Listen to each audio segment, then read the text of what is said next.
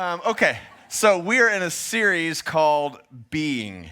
So we're in week 4 of a series called Being.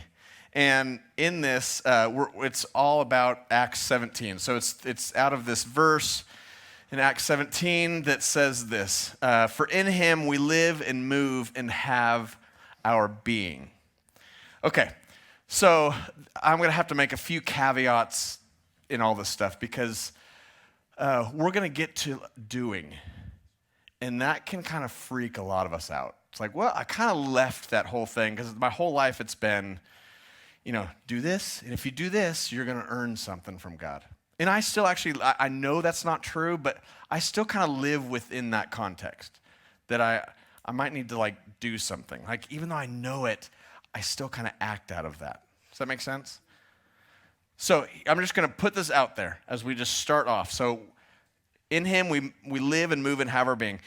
So healthy doing only comes out of health and healthy understanding of being. So healthy doing, which is going to be the practice over here, only can come out of a healthy understanding of being. And this series is inviting us to be. And what's it look like to be and walk with Jesus in the midst of things and join with him and partner with him? And then out of this place that we are loved no matter what, Jesus' work on the cross and off the cross and resurrection is enough. We don't ever have to say, Jesus, would you please forgive me for this? It's just paid for. Can I get an amen? It's just done. It's paid for. We get to live in this place. It's almost like this phrase that we've had up here for a long time, which I love, awakening to our true identity in Jesus. That's been the invitation of this community. That, we've been asleep in a lot of ways, just doing religious crap for a long time. And he's going, hey, there's so much more. What if you were to awaken to this new invitation, this new identity, the actual identity that you have? Just awaken to that, because in there we can breathe full breaths instead of little shallow breaths. So we're awakening to our true identity in Jesus. But I think there's a part that's missing. Because we could kind of lay there awakening going, wow, this is awesome, which is so great. And we need to be in these places and just be awakened. But I think there's more than just awakening to something. Awakening to our true identity, and out of knowing our true identity in Jesus, who we are. I'm a child of God. No matter what you say or what you do to me, that's who I am, period. I'm loved. I can't stop. I can't earn it. Can't do any of these things. I'm just loved. That's where we sit. But when we awaken, we don't just awaken to go, man, I'm awake now. And we just lay there for the rest of the week. It's awakening to our true identity in Jesus. And then joining him all week long. I think there's another piece. And honestly, I think that's our next season as a community. I think we've really done this really well. And if you need to stay in this place and just you're just starting, awesome. Stay there. It's going to be awesome. And there's a bigger invitation. It's the full, complete invitation of let's awaken to our true identity in Jesus. We're loved. And then let's start joining him. He's the king of the kingdom. He knows what's best for his kingdom. He's at work in all things. We just get to hang out with him and join him. Not because we're awesome, but he's awesome. And we're I'm with that guy, It's like my wife of 22 years. It's like us being married and on our wedding day or wedding night. Well, maybe not wedding night. Well, maybe wedding night. Let's talk about that for a little bit. So our wedding day, I'm like, Hillary, I love you. I love you. And I sing to her, and we have this party and a whole different conversation. And then we get home after the honeymoon, and I just kind of lay on the couch. It's good. She's doing all the things she needs to do, and all of a Sunday morning I go, whoop, honey, I love you. I get up, I love you so much. Gosh, you're great. I love you. You know, you get into this whole thing. We start singing, I love you. And then I go home, and then I just kind of lay on the couch for the rest of the week. I mean, I'm just making a real stark, I haven't done that, not every week. But it's without this healthy being and knowing I'm loved, she's loved no matter what. If I have this intact, then my doing can be out of that place. But if I just do and try to just love her and serve her as much as I can, which I do often, I try to go, well, I'm going to serve her, but it's not always out of the most beautiful place, and then I get in trouble. I don't know if you guys do that, but I do that. So when I'm out of a healthy being, then I can actually be about a healthy doing. And I know that gets a little scary because sometimes we think, gosh, I don't want to jump back into like legalism or like doing what I have to do. Grace is enough. And yes, it is enough. It is enough.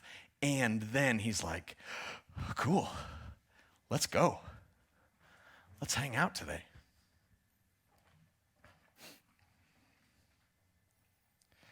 So Acts 17, this scripture that this series is based on, is when Paul is in Athens. And he's walking into Athens, and he's walking into the center of Athens, and he sees idols everywhere. Everywhere are just idols to all these different gods, just of all kinds. And yet he sees the unknown God. There was this one main God that was the unknown God that he chose to use as, if you've heard the story before, he chose to use that as his, centerpiece. He's like, you guys have I see all these gods, but, I see that you have one to the unknown God. And what if that's Jesus, the Christ? Remember, Christ isn't his last name. Jesus, the Christ, the Messiah. He's alive. And what's also so cool about Paul in this passage is that in that whole Acts 17 talk that he gives in the middle of the square, he uses this unknown God. He also uses these prayers to Zeus. They're actual prayers to Zeus, and he uses them in his context to talk about God. It's so cool. And then in the one I'm going to talk about in a second, it's an actual poem that was to one of the gods. And so that's what he's using to say, you guys, you're doing great. I'm sure these gods are doing great, but this one is awesome. And this is Jesus. So he says in this context, which is actually a poem to another God, but he uses it and says, for in him, and he's talking about Jesus, we live and move and have our very being. In Jesus, we live, we move, we breathe, and have our very being. Being. What's it look like for us to be, just simply be with Jesus? And then what's it look like for us to actually move into, from this place, into doing? Just putting things into practice. Okay. We started the series with Kevin. Kevin started with heart-shaping stuff. So he was talking about how things are always shaping our hearts. My kids shape my heart. I'm shaping their hearts. My dog shapes my heart. If you weren't here a few weeks ago, I talked about my dog, how she's her gift is just poop. She's like, watch this. I'm awesome. We could celebrate that with her. She's amazing. But that's shaping my heart, and I'm trying to shape her, maybe not her heart or her mind, just her body to stop it. So maybe you speak dog, let me know. But the word shaping, heart shaping, is, there's another word that's actually even another biblical word for shaping, and it's training. Our hearts are being trained all week long. Whether we like it or not, our hearts are just being trained. In every interaction we have, everything we hear, no shame in this, it's just what is. Our hearts are always being shaped and trained. And part of this, Kevin was inviting us who and what's really shaping you? And what would it look like to be with Jesus and let him shape us?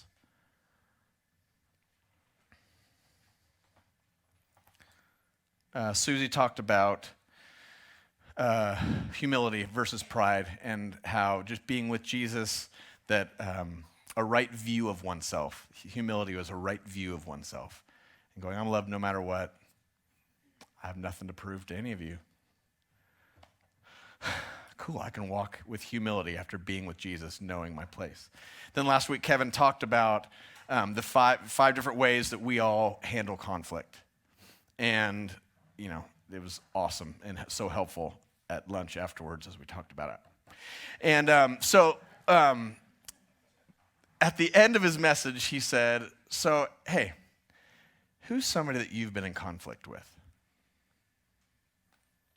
What would it look like to pray for them this week? That's what he said. Now, if you did that this week, awesome. You're not better than anybody else. You were loved the same this week as you were last week. But you maybe experienced a different life than I did this past week. So my wife and I, we're in a conflict, which is our first in 22 years. So I think we were doing pretty great so far in our relationship. So we're in a bit of a conflict this past week. And when I go into that place, it kind of like turns into my own inner hell. Joy kind of is gone. And I'm just existing in my little shell and my little coping mechanisms, And if this week I would have actually just stopped and just from a place of being, I'm loved, she's loved, we're loved, he's at work in this. If I would have just gone, I just want to practice prayer. I'm just going to pray for her. Like, Jesus, help that girl today with the kids, with the dog. It would have changed my week. Again, I'm not earning any love from this. It's just this invitation Jesus is having, saying, there's just so much more. I love you like crazy, and join me in seeing a bigger picture.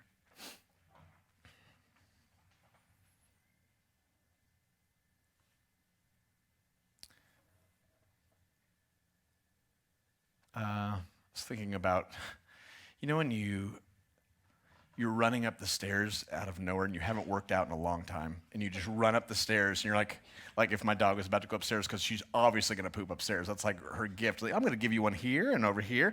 And so I haven't worked out in a while. I'm running upstairs and I'm like, okay, stop. Please, I had to do the whole thing. And then when I've been working out for a while, which I don't want to brag, but no, I'm not really. But when you've worked out for a while, you run up the stairs and you're like, I'm good. My heart's kind of not, it's kind of at a resting place. And this past week, I think if I would have actually just put some of Jesus' invitations into practice, I think my heart would have been training and training and training. And I don't think I would have been as joyless as I was this part of the past week. All right, so before we get into today's invitation, I want to make a quick distinction, or as quick as it needs to be. I blog every week, which is on the World Wide Interweb. You can look it up, and it's sort of writing. It's really powerful. It's called 10,000minutes.com, 1000minutes.com. And in that, the whole idea is there are 10,080 minutes in a week. 80 of those minutes we spend in this gathering, which is awesome that we get to spend this. And then there are 10,000 other minutes until we gather again. Now, in old life, this would be, so what are you doing with your 10,000 minutes? How are you doing good things for Jesus in your 10,000 minutes? And that's the danger, because this is Pharisee land over here. But really, it's like, out of this place that I'm loved, how do I just start being with Jesus and just be more aware of him in my 10,000 minutes? Like, what's he up to? What's he up to in me? And so there's always a practice that we do in 10,000 minutes, and with this thing, I'm going through the fruit of the Spirit. I'm writing through the fruit of the Spirit of God. And it's been a little difficult because it's called fruit of the Spirit of God. You can't practice peace. I'm going to practice joy. No, you can't. You can practice happiness or all the things, but you can't do this. That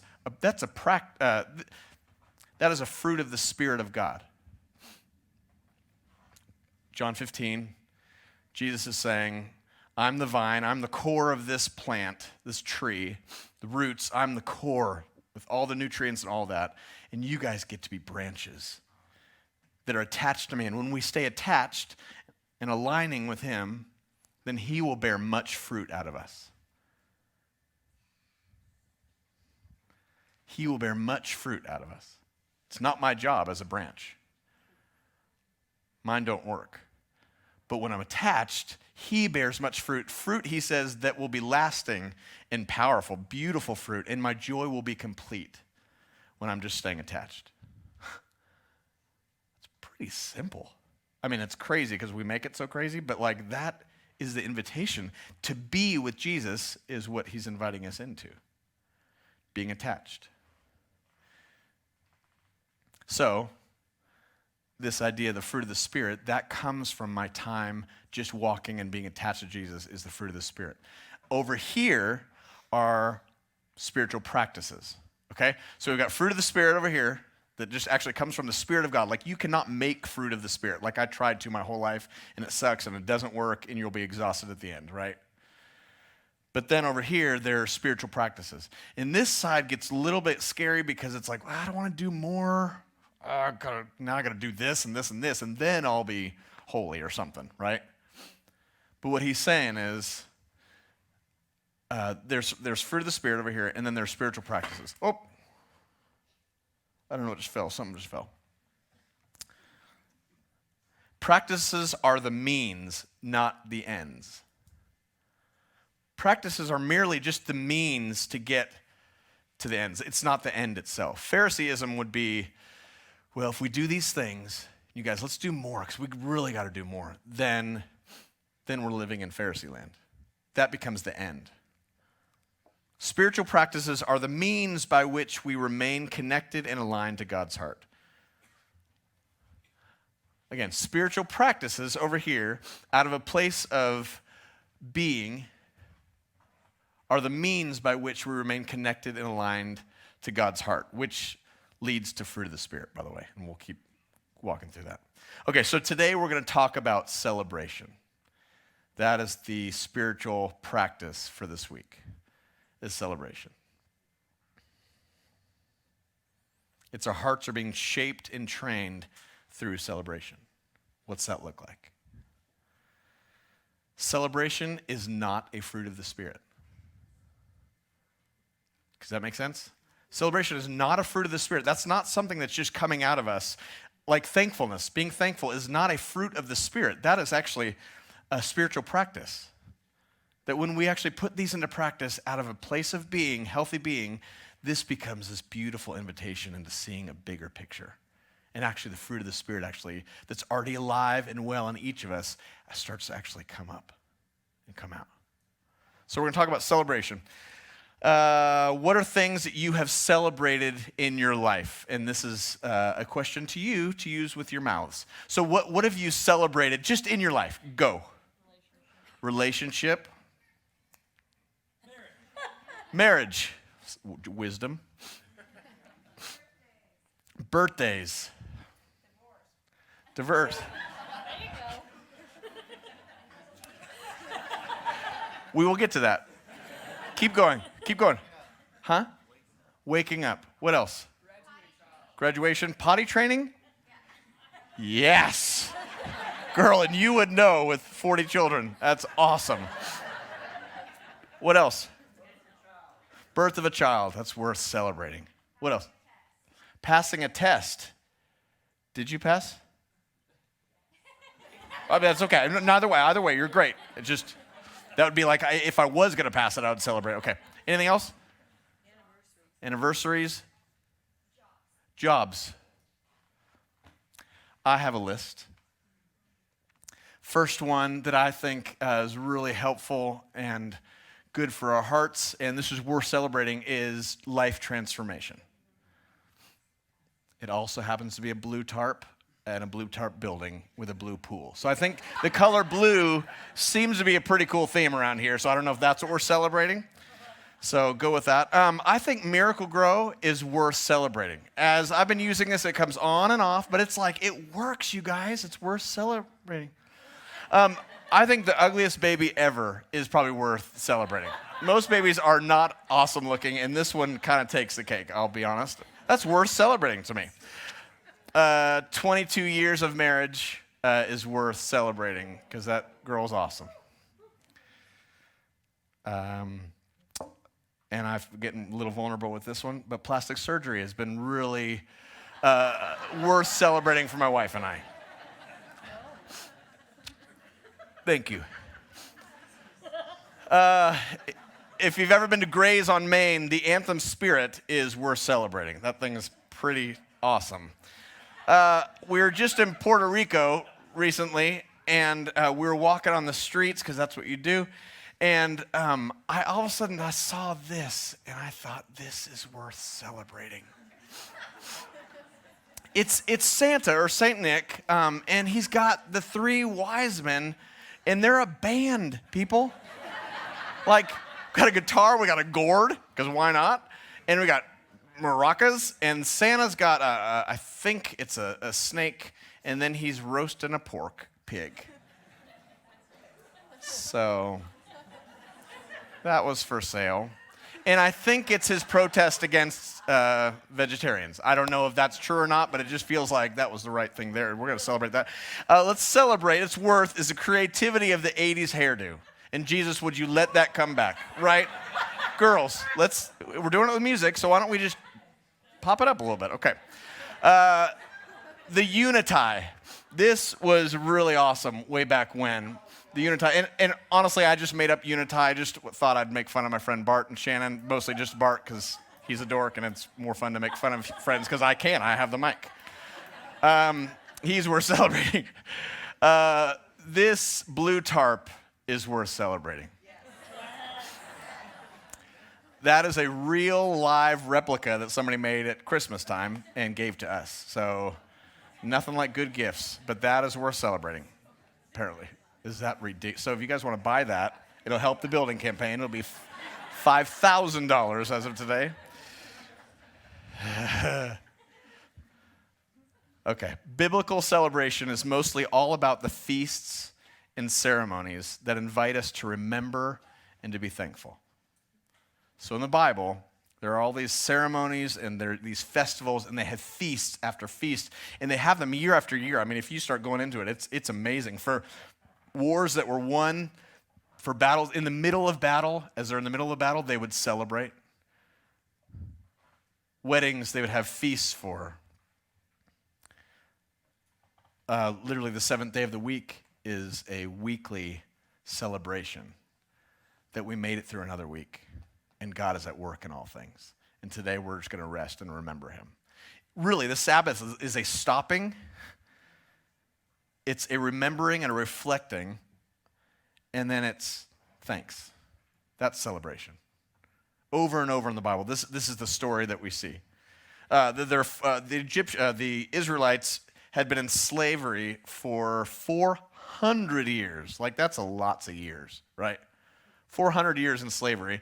And as they get out of slavery, they, Passover, they make this feast saying, let's remember what God has done, how He got us out of this.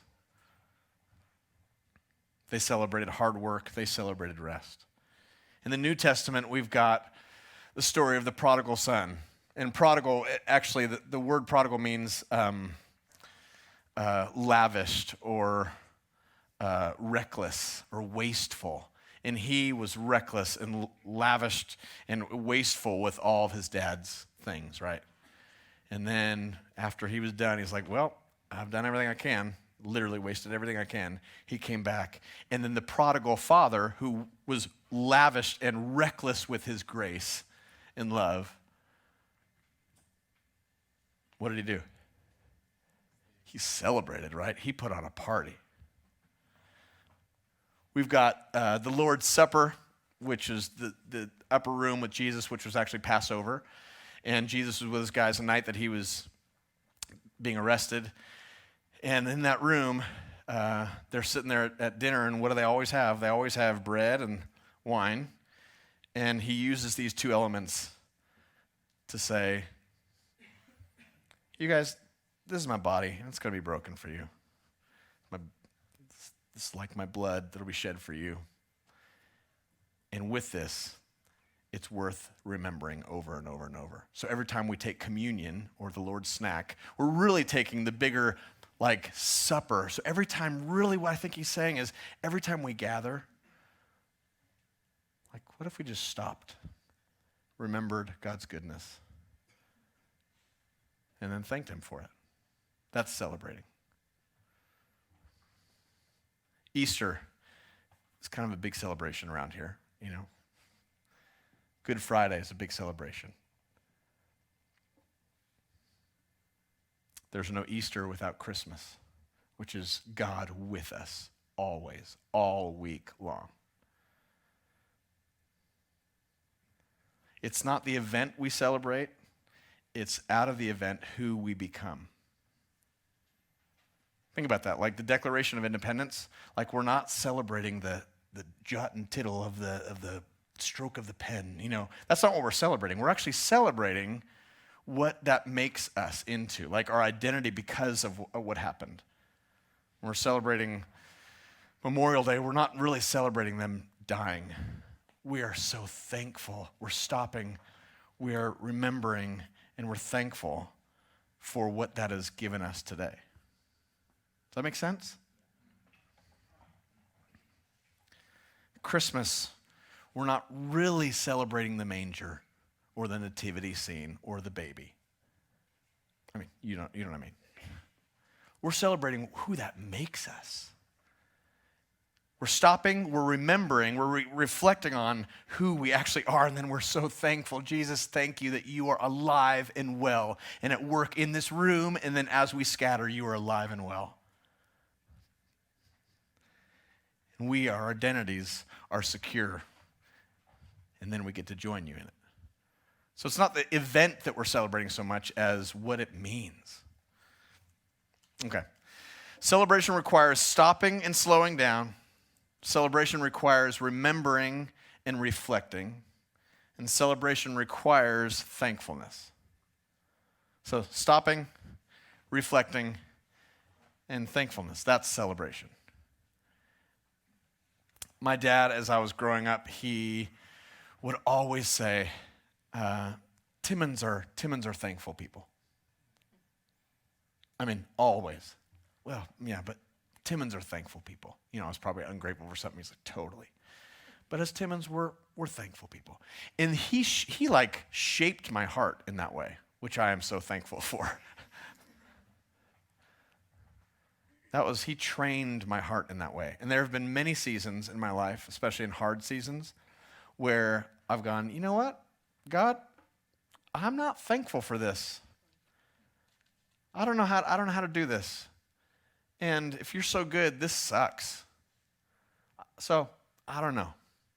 And then there have been other seasons where I've gone, you know what? Yes, this does suck. And you're still God and I'm not, and you're still at work in all things. Thank you. Help me just to see a bigger view of what's going on. But when I'm putting this spiritual practice of thanks and celebration in, things just start changing in my heart. So whatever you're going through right now, if there's something that you're walking through that's really hard, like what would it look like in your week to out of this place of being, like we're loved, your identity is secure. I can take a big breath. And out of that place, we practice celebration, stopping, reflecting, remembering who God is, and then thanking him.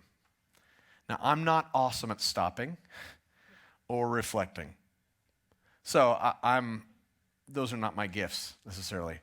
And so I'm decent at getting much better with thankfulness because it's become a practice in my life.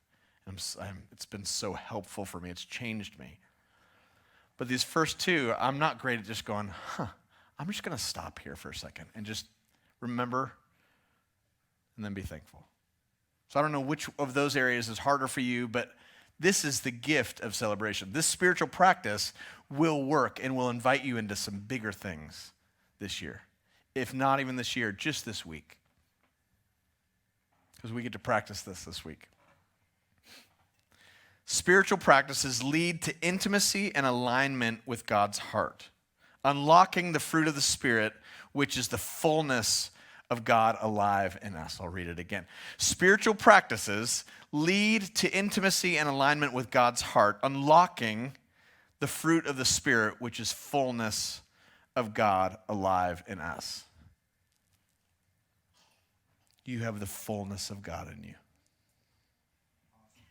I mean, it's already there. whether we see it, whether it's coming out or not, all the fullness of God is in you. The fruit of the Spirit, remember his fruit coming as we're just attached, that's all available inside of you. Just awesome. Chalk that up for awesome. And as we're just being with him, we're invited to then put these things into spiritual practices, not to earn jack, but just because this is what actually then leads us back into intimacy with God, that then the fruit of the Spirit starts to come out of us. So if you're lacking joy, peace, patience, kindness, goodness, love, faithfulness, gentleness, self-control. There are many of them. There's generosity, humility. These are fruit of the Spirit of God. And if we're lacking these things, I think what he's inviting us into is not to be loved anymore, not because you'll be a better Christian than somebody else, but because these practices start aligning our hearts and help us actually stay connected. And a more beautiful connection with the Spirit of God then leads to life change. Stop, remember, practice thankfulness, which is celebrating. Okay, in the Old Testament, in the book of Joshua, Joshua and Moses were leading all the people, thousands and thousands of people. They were leading them out of Israel, and it had been 40 years, and they'd been wandering and doing the whole thing. 40 years. Good night. And so they're at the end of that. Moses has just died, and now Joshua's like, okay, let's do this. And so now they're going into the new land. They're super excited about this.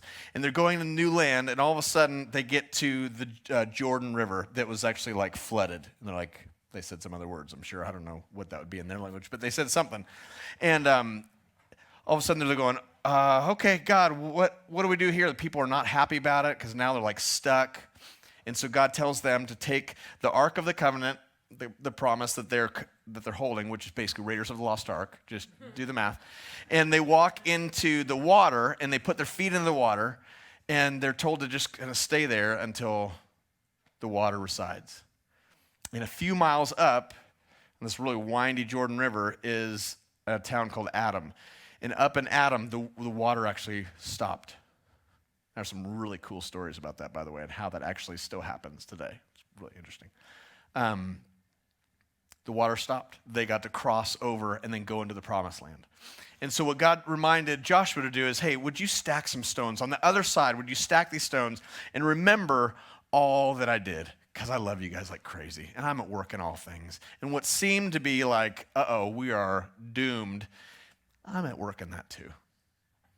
These stones are the reminders for us to celebrate, to stop for a second, just even for a moment. Remember, reflect, and then to be thankful. Thank him. That's celebration.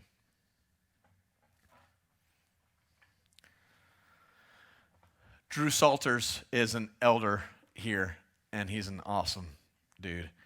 And I talked to him last weekend, and I said, man, how you doing? Just out here under the blue tarp, which is apparently a really holy place. And I said, what are you learning?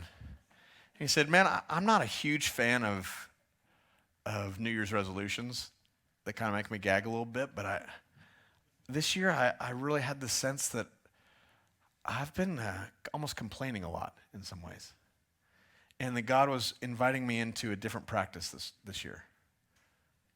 And I said, it's like, well, I kind of feel like I have to go do this. I have to go do this. I have to take my kid again to another, whatever it is. I have to do these things. And he felt like God was saying to him, instead of saying I have to, what if you just started practicing I get to? And so he's been practicing that for a month. And I saw him yesterday, and I said, man, how's it going? He's like, well, I get to be here on Saturday morning with a bunch of awesome people. And I get to go to my son's wrestling match this afternoon, drive out to some town. And there was something other that was not positive, but he's like, I get to do this. He was putting into practice this thing. Now, I will say that guy's heart is being shaped in that moment. Now he could just lie down and go, well, I'm loved, which is awesome. And from this place, it's awesome. But he's going, you know what? I want more fruit of the Spirit, not earning it, but like it's better to live with joy. It just is. Or actual peace and rest in my heart, in my soul. And when we put these things into practice, like Drew's putting into practice, it just is like changing him. The fruit of the Spirit's starting to come out, right? I've told you this many times, but I write this X on my wrist every day, sometimes multiple times a day for the past 10 plus years. People always say, why don't you get a tattoo? I've had that about 8 times, so I'll tell you. If I don't do it, I forget.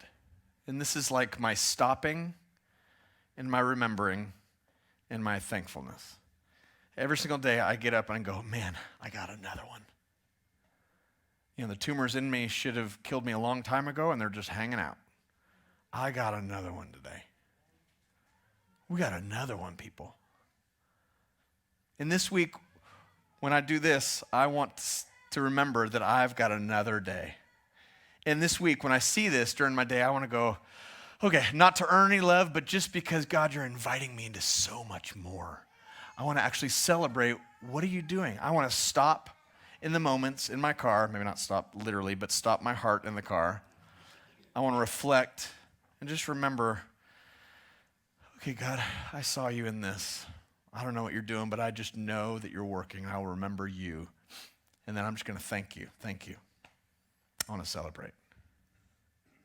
Like, what would that look like for you this week to actually practice from a place of being, healthy being, to practice celebration? Just think about that in your own story.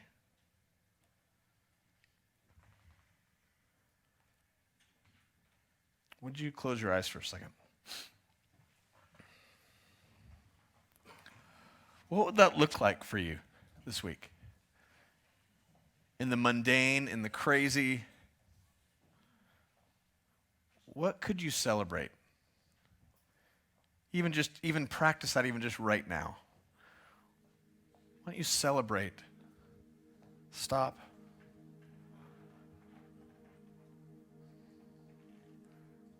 Remember. Refocus. Practice thanksgiving.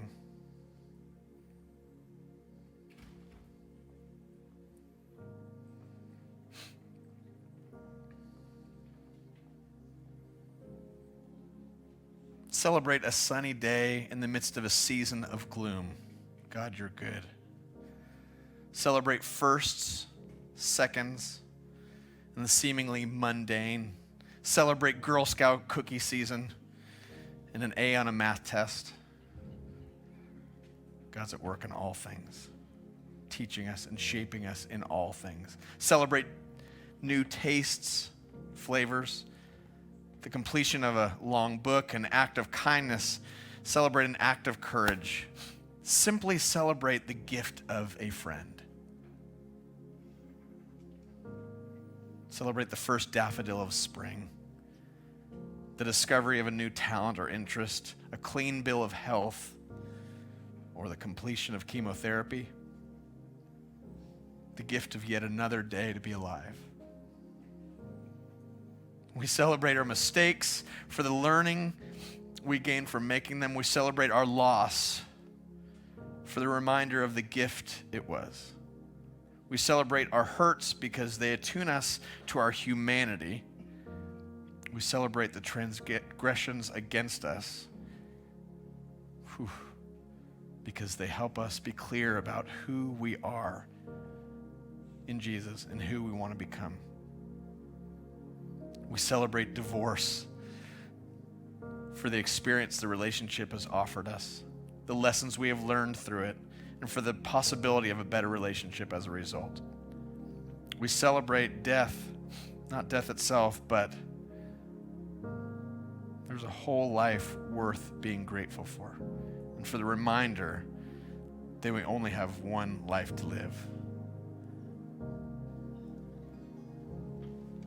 Where do you see Jesus at work in your story?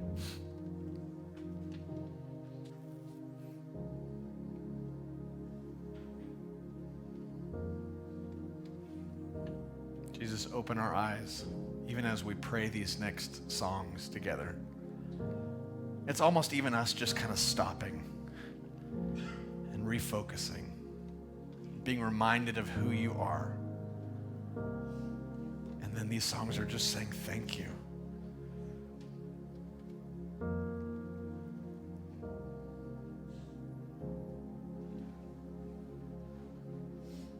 Thank you as we just celebrate you.